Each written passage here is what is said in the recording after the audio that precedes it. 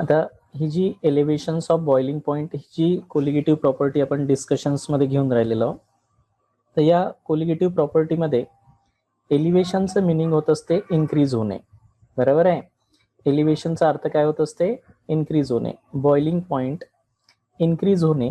एखाद्या सॉल्व्हंटमध्ये जेव्हा आपण सोल्यूट ॲड करतो तर बेसिकली त्या सॉल्व्हंटचा बॉइलिंग पॉइंट हा इन्क्रीज होत असतो due to the addition of non volatile solute. आणि जितकं जास्त सोल्यूटचे पार्टिकल्स त्या सॉल्व्हंटमध्ये ॲड केल्या जाईल, म्हणजे नंबर ऑफ सोल्यूट पार्टिकल जितके जास्त ॲड केल्या जाईल तेवढा तो बॉइलिंग पॉइंट एलिव्हेशन्स इन्क्रीज होणार आहे. क्लिअर आहे.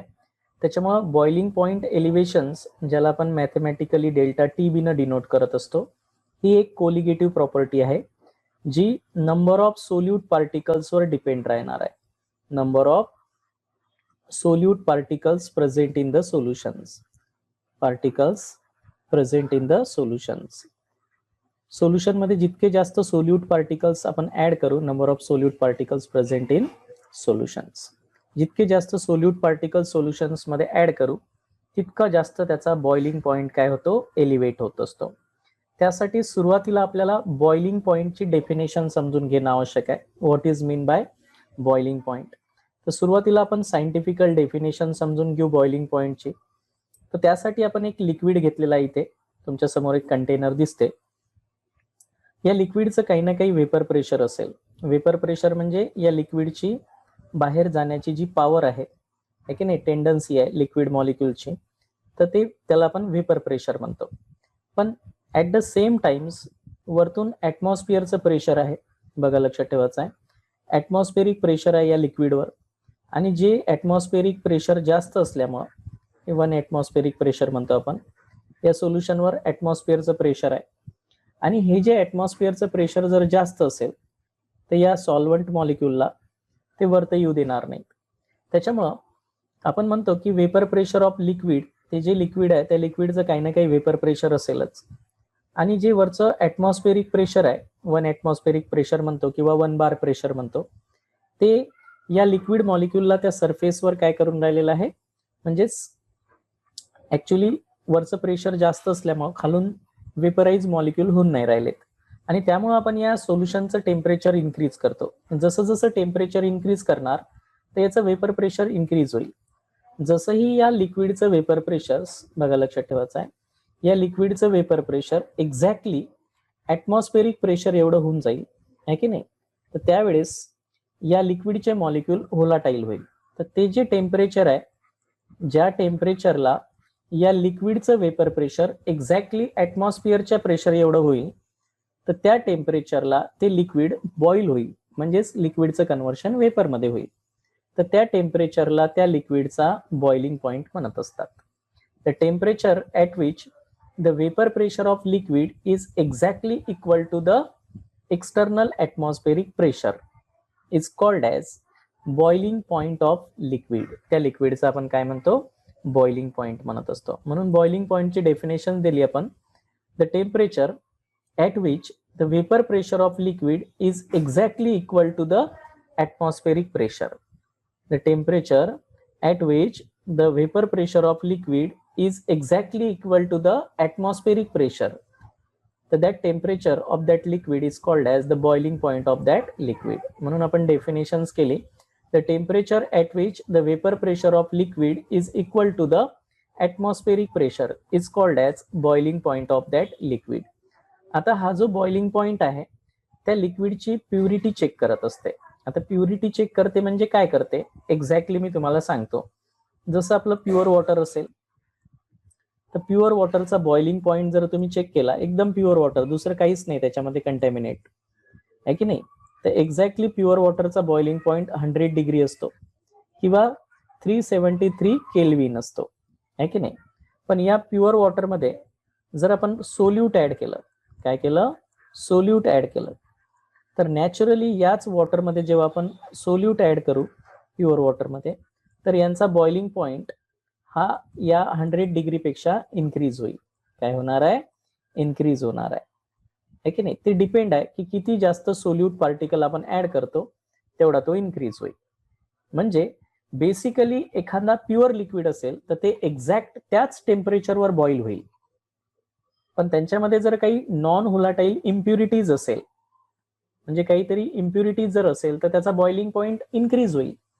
आणि त्यामुळं प्रत्येक लिक्विडचा प्युअर अवस्थेत एक कॅरेक्टरिस्टिक बॉइलिंग पॉइंट असतो आणि त्याहून आपण त्यांची प्युरिटी चेक करू शकतो. जसं मी तुम्हाला एका बिकरमध्ये वॉटर दिलं आणि हे प्युअर वॉटर आहे का तुम्हाला चेक करायला सांगितलं, तर तुम्ही त्याचा बॉइलिंग पॉइंट जर कॅल्क्युलेट केला आणि त्याचा बॉइलिंग पॉइंट एक्झॅक्टली 373 केल्विन आला, म्हणजे 100 डिग्री, तुम्ही सांगाल की it is a pure water, no other solute is there, इथं काहीच दुसरं नाही आहे की नाही. पण त्याच वॉटरचा boiling point greater than 100 degree किंवा ग्रेटर दॅन 373 केल्विन आला तर तुम्ही म्हणसाल की सर हे प्युअर वॉटर नाहीये, काहीतरी याच्यात इम्प्युरिटीज आहे, म्हणजे सोल्यूट ऍड केलेलेच आहे की नाही. आणि म्हणून boiling point is the characteristic property of a liquid. It is a criteria to check the purity of the liquid. एखादा लिक्विड प्युअर आहे की नाही हे चेक करण्याचा हा क्रायटेरिया आहे बॉइलिंग पॉइंट. त्यानंतर मी तुम्हाला सांगितलंय की बॉइलिंग पॉइंट जो असतो तो बेसिकली एक्सटर्नल प्रेशरवर डिपेंड आहे. तुमचं एक्सटर्नल प्रेशर जर जास्त असेल तर त्याचा बॉइलिंग पॉइंटही काय राहणार आहे, जास्त राहणार आहे. आणि म्हणूनच it is increases with increasing external pressure. म्हणजे boiling point increases with increasing external pressure. जसं मी तुम्हाला सांगतो की आपल्या घरी जे प्रेशर कुकर असते त्या प्रेशर कुकरमध्ये एखादं जे फूड आहे ते इझिली का कुक होते, का इझिली आपण प्रेशर कुकरमध्ये ते शिजते, आपण असं म्हणतो कुक होते. त्याचं कारण काय माहिती आहे का? कारण प्रेशर कुकरमध्ये जे व्हेपर तयार होतात वरतं ते त्या लिक्विड सरफेसवर खूप जास्त प्रेशर तयार करतात आणि त्या प्रेशरमुळे त्या लिक्विडचं म्हणजे ज्याच्यात जे वॉटर आपण घेतो बॉईल करण्यासाठी तर त्याचा बॉइलिंग पॉइंट खूप जास्त होते 100 डिग्रीच्या. आणि त्याच्यामुळं इझिली प्रेशर कुकरमध्ये त्या वॉटरचा बॉइलिंग पॉइंट वाढतो आपोआपच, आहे की नाही, प्रेशर वाढल्यामुळे एक्सटर्नल. आणि म्हणून ते मटेरियल इझिली बॉईल होत असते, इझिली कुक होते. आणि म्हणून एक्सटर्नल प्रेशर जर इन्क्रीज केलं एखाद्या लिक्विडवरचं तर त्याचा बॉइलिंग पॉइंट सुद्धा काय होतो, इन्क्रीज होत असतो. हे लक्षात ठेवायचं आहे आपल्याला. क्लिअर आहे मी काय सांगितलं आहे ते? त्यानंतर नेक्स्ट, बॉइलिंग पॉइंट हे इंटरमॉलिक्युलर फोर्स ऑफ अट्रॅक्शनवर डिपेंड असते.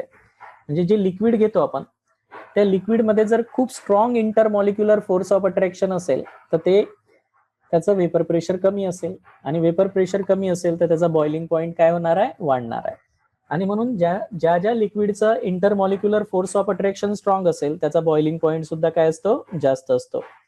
जसं फॉर एक्झाम्पल जर मी एक पेट्रोल घेतला, एका बिकरमध्ये मी काय घेतलाय, पेट्रोल घेतलाय आणि एका बिकरमध्ये मी वॉटर घेतलेला आहे आणि मी म्हटलंय की याच्यामध्ये कोणाचा बॉइलिंग पॉइंट तुमचा जास्त असेल, तर मी सिंपल मध्ये सांगणार आहोत की बॉइलिंग पॉइंट वॉटरचा जास्त आहे.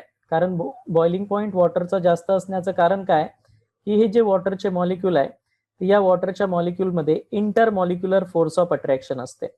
अशा प्रकारे हे जे वॉटरचे मॉलिक्यूल असतात ते एकमेकांना इंटरमॉलिक्युलर फोर्स ऑफ अट्रॅक्शन काय असतात, अटॅच असतात. जसं ऑक्सिजन आणि हायड्रोजन मध्ये एक हायड्रोजन बॉन्डिंग तयार होते, हायड्रोजन आणि ऑक्सिजन मध्ये एक हायड्रोजन बॉन्डिंग तयार होत असते. तर अशा प्रकारे हे जर एकमेकांसोबत असोसिएट राहिले तर यांचा बॉइलिंग पॉइंट नॅचरली जास्त असते. आणि म्हणून वॉटरचा बॉइलिंग पॉइंट 100 डिग्री एक्सपेक्टेड त्याच्या मॉलिक्युलर वेट पेक्षा जास्त आहे. त्याचं कारण असं आहे की they have strongly bonded with the intermolecular force of attraction and more the intermolecular force of attraction more the boiling point. इथपर्यंत सर्वांच्या लक्षात आलं? आपल्याला इथं महत्वाचं होतं की बॉइलिंग पॉइंट ची definitions. The temperature at which the vapor pressure of liquid is exactly equal to the atmospheric pressure is called as boiling point of that liquid. इथपर्यंत सर्वांच्या लक्षात आलं? बघा, तर बॉइलिंग पॉइंट ऑफ लिक्विड जे आपण पाहिलं, एक मिनिट बघा, बॉइलिंग पॉइंट ऑफ लिक्विड जे आपण समजून घेऊन राहिलं ते एक्झॅक्टली कशावर डिपेंड आहे हे समजलं पाहिजे आपल्याला. आता आपण एलिव्हेशन्स इन बॉइलिंग पॉइंट जी आपली कोलिगेटिव्ह प्रॉपर्टी आहे ते समजून घेऊ. What is mean by elevations of boiling point? आता मी तुम्हाला सांगितलंय की एक प्युअर वॉटर घेतलं आपण, एका बिकरमध्ये आपण काय घेऊ, प्युअर वॉटर घेऊ, आहे की नाही. एका बिकरमध्ये आपण प्युअर वॉटर घेतलं. लक्ष द्या आता इकडे, एक सपोज एक बिकर काढलेला आहे आपण आणि या बिकरमध्ये आपण प्युअर वॉटर घेतलाय. तर म्हणजे सॉल्व्हंट घेतलं, हे प्युअर सॉल्व्हंट आहे ना. आणि या प्युअर सॉल्व्हंटचा वेपर प्रेशर राहणार आहे P01, vapour pressure of pure solvent. लक्षात ठेवायचं आहे आपल्याला, एकदम सिंपल आहे. प्युअर सॉल्व्हंटचं हे वेपर प्रेशर आहे ना. आणि वरतून तर ऍटमॉस्फिअरचं प्रेशर 1 ATM प्रेशर आहे त्याच्यावर. ठीक आहे. आता मी याच सॉल्व्हंटमध्ये काही नॉन व्होलाटाईल सोल्यूट ऍड केले. याच वॉटर सॉल्व्हंटमध्ये मी नॉन व्होलाटाईल सोल्यूट ऍड केले. सपोज याच्यात लिक्विड घेतलेलं आहे पण वॉटर, आणि याच्यात मी नॉन व्होलाटाईल सोल्यूट ऍड केले, म्हणजे शुगर मॉलिक्यूल ऍड केले सपोज, आहे की नाही, किंवा ग्लुकोजचे मॉलिक्यूल ऍड केले. तर हे ग्लुकोजचे किंवा शुगरचे मॉलिक्यूल या सॉल्व्हंटमध्ये गेल्यानंतर या सॉल्व्हंटचं वेपर प्रेशर काय करतील, ते डिक्रीज करतील. वेपर प्रेशर ऑफ सोल्युशन झाला आता हे. This is the vapour pressure of solution. आणि आपल्याला माहिती आहे की जसेही नॉन व्होलाटाईल सोल्यूट आपण याच्यात ऍड करू, तर हे नॉन व्होलाटाईल सोल्यूट या सॉल्व्हंट मॉलिक्यूलवर प्रेशर तयार करतील खाली, आणि त्याचं वेपर प्रेशर डिक्रीज करतील. आपल्याला माहिती आहे की लोअरिंग वेपर प्रेशर आपण याच्या आधी पाहिलेलं आहे. Vapour pressure of pure solvent, जे प्युअर अवस्थेत होतं त्याचे वेपर प्रेशर जास्त असते, आणि वेपर प्रेशर ऑफ सोल्युशन, आहे की नाही. म्हणजेच आपल्याला माहिती आहे की P01 is always greater than, हे जे vapour pressure of pure solvent आहे, it is always greater than vapour pressure of solution. हे सर्वांना माहिती आहे. ठीक आहे. आता नॅचरली मला यांचं बॉईल म्हणजे बॉईल करायचं आहे वॉटर. पहिल्यांदा प्युअर वॉटर आपण सपोज बॉईल केलं. प्युअर वॉटर जर आपण बॉईल केलं तर याचं टेम्परेचर, म्हणजे या प्युअर सॉल्व्हंटचा बॉइलिंग पॉईंट आपण चेक करू इथे पहिल्यांदा. हे जे प्युअर सॉल्व्हंट घेतलं आपण, त्याचा बॉइलिंग पॉईंट एक्झॅक्टली किती आहे, 100 डिग्री. प्युअर वॉटर आहे ऍक्च्युली, तर T0 बॉइलिंग पॉईंट, आपण प्युअर सॉल्व्हंटचा बॉइलिंग पॉईंट काय म्हणू, 100 डिग्री आहे. किती आहे, 100 डिग्री. याचं वेपर प्रेशर एक्झॅक्टली ऍटमॉस्फिअरच्या वेपर प्रेशर एवढं केव्हा होईल, ज्यावेळेस तुम्ही या वॉटरचं टेम्परेचर किती करसाल, 100 डिग्री करसाल, तर त्यावेळेस याचं या वॉटरचं vapour pressure exactly atmospheric pressure एवढं होईल. आणि म्हणून आपण या 100 डिग्री हा प्युअर वॉटरचा बॉइलिंग पॉईंट आहे असं म्हणतो. पण ऑलरेडी मी जेव्हा हे सोल्युशन बनवलं, म्हणजे याच्यात सोल्यूट ऍड केलं, तर याचं वेपर प्रेशर पहिलेच कमी झालं. वरचं ऍटमॉस्फिअरचं प्रेशर तर तेवढंच आहे, बघा लक्षात ठेवायचं आहे. आता याचं प्रेशर कमी झाल्यामुळं मला याला थोडं जास्त टेम्परेचर द्यावं लागेल. बॉइलिंग पॉइंट ऑफ सोल्युशन मी TB न दर्शवला. This is the boiling point of solution containing non volatile solute. आता हा किती भेटणार आहे मला, ऑलरेडी याचं वेपर प्रेशर डाऊन झालं, आता ते मला वाढवायचं आहे, आणि वाढवताना मला टेम्परेचर थोडं जास्त लागेल 100 डिग्री पेक्षा. तर ते सपोज मला 101 डिग्री भेटलं, आहे की नाही. मग मी काय म्हणणार आहो, elevations in boiling point. Boiling point elevations काय करसाल तुम्ही, boiling point of solution minus boiling point of pure solvent. Boiling point of pure solvent हे जर आपण मॅथमॅटिकली यांच्यामध्ये कॅल्क्युलेशन मध्ये टाकलं, तर त्यालाच आपण एलिव्हेशन्स ऑफ बॉइलिंग पॉइंट म्हणू. कारण जेव्हा आपण नॉन व्होलाटाईल सोल्यूट ऍड करतो, तर त्या सोल्युशनचा बॉइलिंग पॉइंट, म्हणजे ऍक्च्युली त्या सॉल्व्हंटचाच बॉइलिंग पॉइंट इन्क्रीज होत असतो. तर तो किती इन्क्रीज होत असतो, तर ते असते boiling point of solution. Suppose तुम्हाला इथे भेटलं तर बॉइलिंग पॉइंट ऑफ सोल्युशन काय, TB minus boiling point of pure solvent T0B, आहे की नाही, is equal to elevations in boiling point.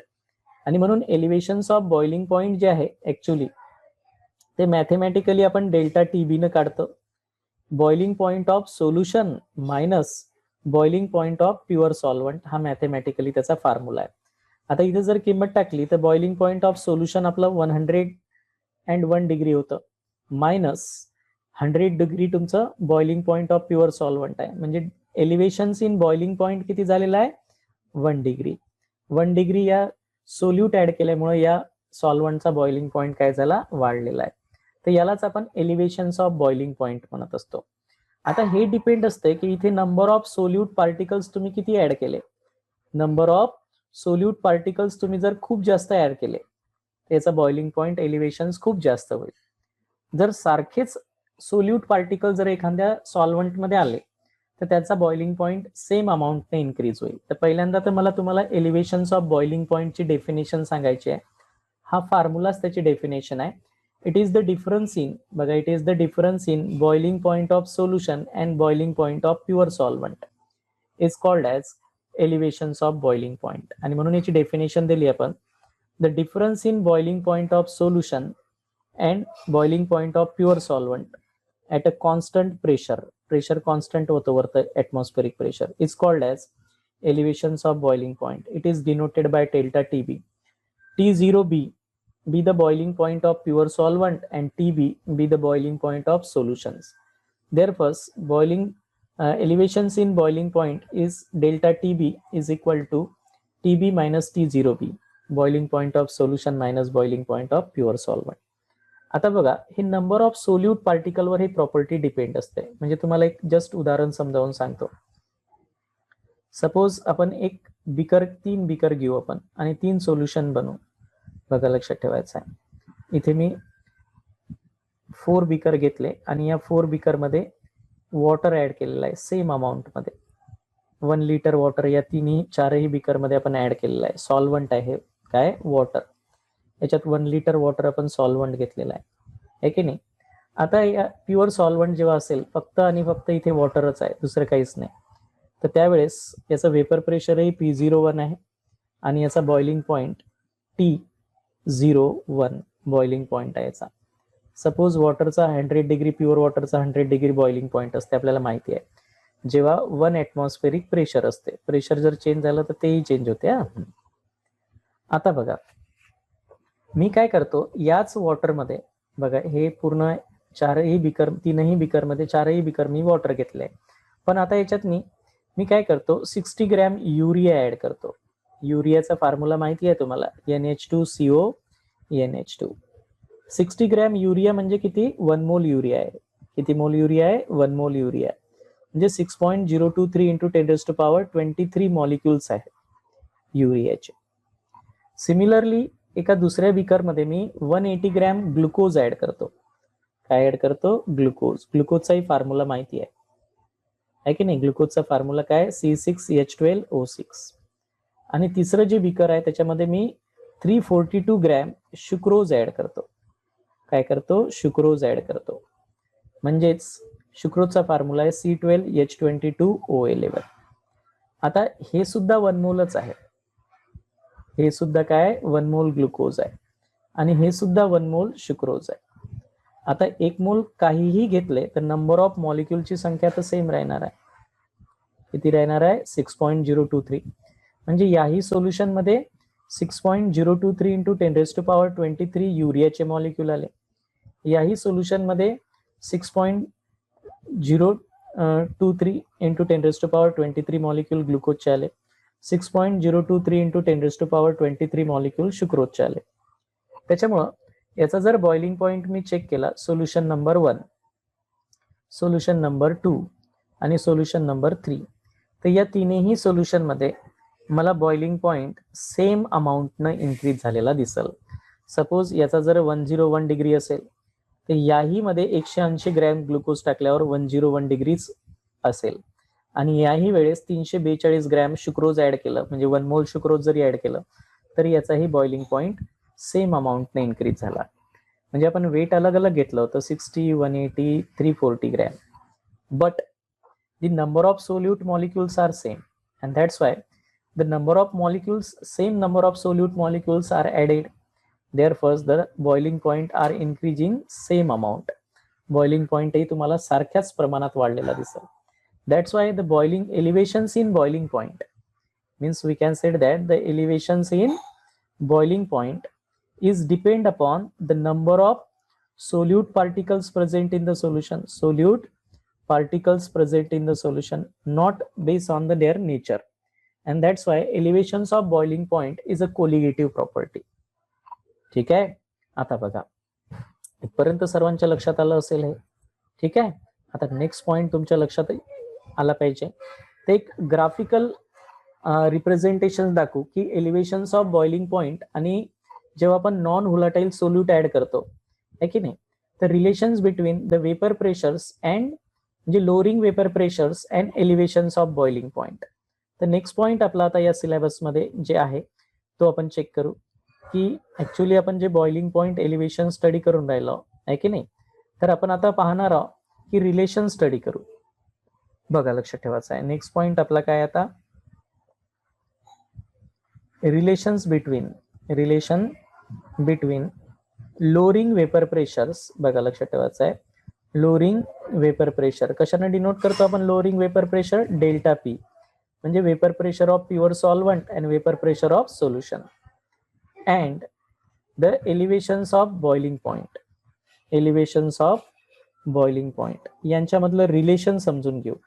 Elevations of boiling point म्हणजे डेल्टा टी बी आहे की नाही.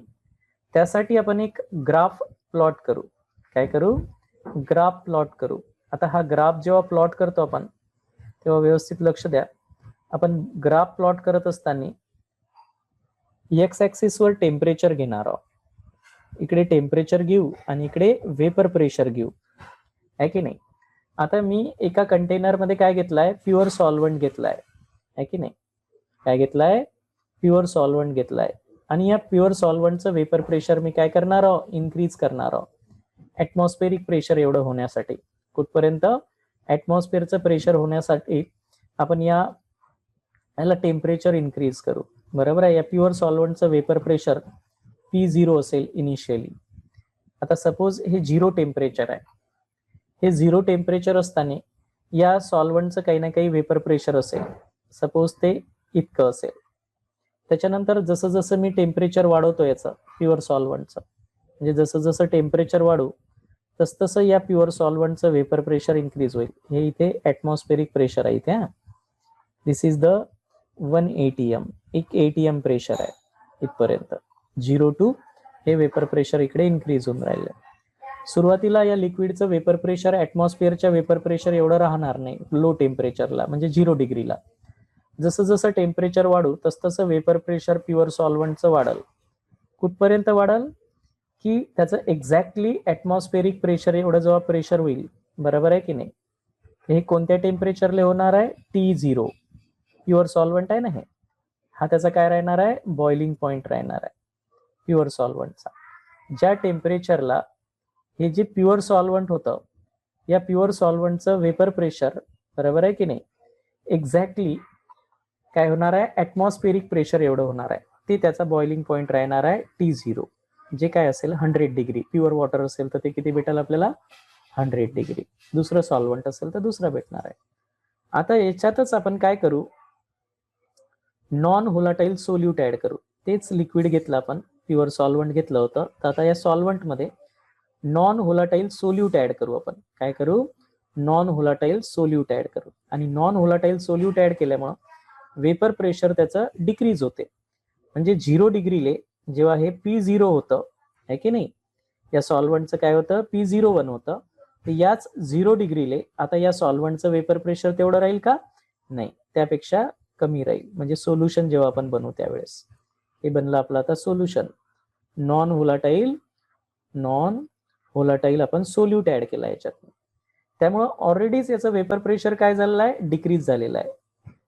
आता जसं जसं आपण टेम्परेचर वाढू तसं याचंही वेपर प्रेशर वाढल. हे काय राहणार आहे आता? Vapour pressure of solution. Vapour pressure of solution second graph जो आहे वेपर प्रेशर ऑफ सोल्युशन आहे, ज्याच्यात आपण नॉन व्होलाटाईल सोल्यूट. आता इथपर्यंत आलो आपण T0 पर्यंत. तर हे बॉईल होईल का T0 ला? म्हणजे 100 डिग्रीला बॉईल होईल का? नाही होणार 100 डिग्रीला, कारण याच्यात नॉन व्होलाटाईल सोल्यूट ऍड केले. आणि म्हणून हा आपल्याला जास्त टेम्परेचरला बॉईल झालेला दिसला ग्राफमध्ये. बघा लक्षात ठेवायचं आहे. This is the boiling point of solution आहे ना. तर आता हे जे मी ग्राफ काढला, तर हे सपोज AB एक कर्व आहे सॉल्व्हंटसाठी आणि CD एक कर्व आहे की नाही.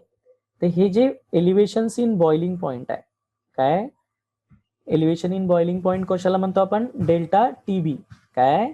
Boiling point of solution. हे वाला boiling point of solution minus boiling point of pure solvent. तर हा जो डिफरन्स आहे डेल्टा TB हा किती राहणार आहे माहिती आहे का? हे लोअरिंग वेपर प्रेशर, हे जे तुमचं P0 होतं आणि हे P आहे, हा जो गॅप आहे याला काय म्हणतो आपण? P0 - P, म्हणजे डेल्टा P इतका असेल. आणि म्हणून हे जितकं जास्त एलिव्हेशन्स भेटल तितकं हे लोअरिंग वेपर प्रेशर भेटल. म्हणजेच delta T B is directly proportional to delta P असं म्हणणार आहोत. म्हणजे more the lowering vapour pressure, जितकं वेपर प्रेशर तुमचं कमी होईल तितका एलिव्हेशन्स ऑफ बॉइलिंग पॉइंट तुम्हाला जास्त भेटणार आहे. आणि त्याच्यामुळं आपण यांचं रिलेशन्स या पद्धतीनं लिहितो, delta T B is directly proportional to delta P, आहे की नाही, अशा प्रकारे. तसंच आपण सांगतो की डेल्टा पी हे कशावर डिपेंड आहे, number of solute particles, number of solute पार्टिकल्सवर डिपेंड आहे. तर number of solute particles actually आपण हे कॉन्सन्ट्रेशन म्हणतो आणि कॉन्सन्ट्रेशन अलग अलग पद्धतीनं आपण मोजत असतो. तर इथे आपण मोलॅरिटी, मोलॅरिटी म्हणजे स्मॉल एम, म्हणजे नंबर ऑफ सोल्यूट पार्टिकल्सचं कॉन्सन्ट्रेशन आपण मोलॅरिटी मध्ये कॅल्क्युलेट करतो इथे, स्मॉल एम. आणि म्हणून हे डायरेक्टली प्रपोर्शनल टू मोलॅरिटी, म्हणजे elevations of boiling point is directly proportional to molality असं म्हणू आपण. आणि म्हणून delta T B is equal to काय राहणार आहे, के बी इंटू मोलॅलिटी. के बी म्हणजे एक कॉन्स्टंट आणला आपण, मोलॅलिटी आपण स्मॉल एम न डिनोट करतो, आहे की नाही. तर हे एक इक्वेशन्स भेटणार आहे आपल्याला. Elevations of boiling point is directly proportional to the molality and hence it is a colligative property, means it is depend upon the number of solute particles. Here Kb is called as Beuley-Scopic constant म्हणतात त्याला, Beuley-Scopic constant म्हणतात, किंवा molal elevations constant, molal elevation constant किंवा molal elevations constant असं म्हणतो आपण याला. इथपर्यंत सर्वांच्या लक्षात आलं. आणि म्हणूनच आपण म्हणतो की सपोज मी जर अजून एक सॉल्व्हंट, एक सोल्युशन घेतलं असतं तर त्याचं वेपर प्रेशर त्याच्याही पेक्षा कमी असेल तर त्याचा बॉइलिंग पॉइंट त्याच्याही पेक्षा जास्त भेटला असता, T2, आहे की नाही. अशा प्रकारे म्हणजे जितकं जास्त तुम्ही सोल्यूट ऍड करसाल तितकं तुमचं लोअरिंग वेपर प्रेशर भेटल त्या सॉल्व्हंटचं. आणि that is depend upon the number of solute particles and that is prove from this graph. या ग्राफून आपण हे प्रूव्ह करतो. समजलं मी काय सांगितलं आहे ते. तर अशा प्रकारे म्हणजे एखाद्या सोल्युशन मध्ये जितकं जास्त नॉन व्होलाटाईल सोल्यूट तुम्ही ऍड करसाल तितका त्याचा बॉइलिंग पॉइंट काय होईल, वाढत जाईल. हे सर्वांच्या लक्षात आलं. आता मला नेक्स्ट पॉइंट सांगायचा आहे की मोलल एलिव्हेशन्स कॉन्स्टंट. आताच पाहिलं आपण की एलिव्हेशन्स ऑफ बॉइलिंग पॉइंट म्हणजे delta T B is equal to K B into काय आलाय, मोलॅलिटी. इक्वेशन आलंय, हे खूप इम्पॉर्टंट इक्वेशन आहे आपल्यासाठी. where small m is molality, small m काय आहे, मोलॅलिटी आहे की नाही. Kb is called as E Beuley-Scopic constant, E Beuley-Scopic constant म्हणतो, किंवा मोलल एलिव्हेशन्स कॉन्स्टंट. आता हे मोलल एलिव्हेशन Kb ची किंमत काढणार आहोत आपण, E Beuley-Scopic constant ची किंमत काढणार आहोत आणि याची डेफिनेशनही देणार आहोत. E Beuley-Scopic कॉन्स्टंट याची डेफिनेशन सांगू आपण. जेव्हा आपण मोलॅलिटी 1 घेऊ तेव्हा जे काही वाढलेला बॉइलिंग पॉइंट असेल ते कॉन्स्टंट वाढेल, आहे की नाही. म्हणजे मी 3 बिकर घेतले होते, तुम्हाला माहिती आहे की यांच्यामध्ये जर 1 मोलल सोल्यूट ऍड केलं असतं म्हणजे delta T B is equal to K B into M. मी प्रत्येक याच्यात 1 मोल सोल्यूट ऍड केला असता, 1 मोल युरिया, 1 मोल ग्लुकोज, 1 मोल, तर तुम्हाला डेल्टा टी बी किती भेटला असता, कॉन्स्टंट भेटला असता, के बी. This is called as the molar elevations constant किंवा E Beuley-Scopic constant. It is the elevation in boiling point when the molality of the solution is unity. Okay. It is the elevations of boiling point when the molality of the solution is unity. That is 1. है ना. आणि म्हणून आपण याची definitions करत असतो. It is the elevation of boiling point when 1 mole solute is added in 1 kg of solvent, means 1 molar solution, 1 molar solution, है की नाही. तर it is the constant for the particular solvent. कोणत्याही वॉटर मध्ये जर तुम्ही कोणताही 1 मोल सोल्यूट ऍड केला तर त्याचा बॉइलिंग पॉइंट कॉन्स्टंट तेवढाच अमाऊंटनं काय होईल, इन्क्रीज होईल, असं यांना सांगायचं आहे. म्हणजे तुम्ही वॉटर घेतला आणि वॉटरमध्ये 1 मोल युरिया टाका, 1 मोल ग्लुकोज टाका, तर त्या वॉटरचा बॉइलिंग पॉइंट तेवढाच इन्क्रीज होईल, कॉन्स्टंट असेल त्याचा, आहे की नाही, 1 मोल ऍड केल्यावर. तर त्यालाच आपण ई ब्युलिस्कोपिक कॉन्स्टंट किंवा मोलल एलिव्हेशन कॉन्स्टंट म्हणत असतो. इथपर्यंत सर्वांच्या लक्षात आलं सर्वांच्या लक्षात मी काय सांगितलंय ते. त्यानंतर आपण पाहणार आहोत की यांचं जे मॉलिक्युलर वेट डिटर्मिनेशन्स करण्याचं इक्वेशन्स काढणार आहोत. काय काढणार आहोत? Determine the molecular weight. बघा आता मॉलिक्युलर वेट कसं डिटरमाइन करतो, कारण सर्वांचं अप्लिकेशन्स काय कोणत्याही कोलिगेटिव्ह प्रॉपर्टीचं, की मॉलिक्युलर वेट ऑफ सोल्यूट. आपण जे सोल्यूट असते त्यांचं मॉलिक्युलर वेट डिटर्मिनेशन्स करू शकत असतो by using colligative property of the solutions, आहे की नाही. तर यासाठी आपल्याला माहिती आहे की एक बिकर घेतला आपण सपोज, या बिकरमध्ये W1 kg ऑफ सॉल्वंट घेऊ आपण. काय घेऊ? W1 kg सॉल्वंट घेतलाय. सोल्यूट ऍड केला आपण, W2 kg सोल्यूट ऍड करू आपण, आणि याचं मॉलिक्युलर वेट M1 kg असेल सोल्यूटचं. हे आपल्याला W2 कॅल्क्युलेट करायचं आहे. आलं लक्षात? तर आपली मोलॅलिटीची डेफिनेशन्स काय बरं? मोलॅलिटीची डेफिनेशन्स काय? Number of moles of solute, number of moles of solute per kg of solvent. 1 kg of solvent is called as molality. आता number of moles of solute म्हणजे n आणि weight of solvent in kg W1. सॉल्वंटचं weight आपण घेऊ. आता number of moles कसं काढतो आपण सोल्यूटचं? Weight of solute upon molecular weight of solute. म्हणजे small m is equal to काय राहणार आहे सांगा? W2 upon M2 upon W1. आता हे W1 वर येईल, म्हणजे W2 upon M2 into W1 kg. kgचं ग्रॅम मध्ये कन्व्हर्शन करतो आपण, W2 into 1000 upon M2 into W1 kg. अरे आलं का लक्षात? हे काय झालं? मोलॅलिटी. आता हे मोलॅलिटी तुम्हाला माहिती आहे, तर मोलॅलिटीचं इक्वेशनच आलं आपलं. आता आपण n ची किंमत टाकल्यानंतर W2 into 1000 upon M2 into W1 in gram आला. आता हे जे असेल ते कशात नाही आहे? ग्रॅम मध्ये. समजलं? लक्षात आलं? आता ह्या मोलॅलिटीची व्हॅल्यू आपण ह्यावरच्या इक्वेशन मध्ये टाकू. काय आपलं equations? Delta T B is equal to K B into molality. मग आता delta T B is equal to काय राहणार आहे? K B into W2 into 1000 divided by काय येणार आहे? M2 into W1 gram. This is the final expressions for determination of molecular weight of solute. सोल्यूटचं molecular weight आपण असं डिटरमाइन करू शकतो, आहे की नाही. तर हे मॉलिक्युलर वेट अशा पद्धतीने आपण डिटरमाइन करणार आहोत. इथपर्यंत सर्वांच्या लक्षात आलं असेल मी काय सांगितलंय ते. तर पुन्हा तुम्हाला 5 मिनिटानंतर वापस जॉईंट व्हायचं आहे. तर मी वापस हे व्यवस्थित समजावून सांगतो मॉलिक्युलर वेट डिटर्मिनेशन कसं करायचं आहे.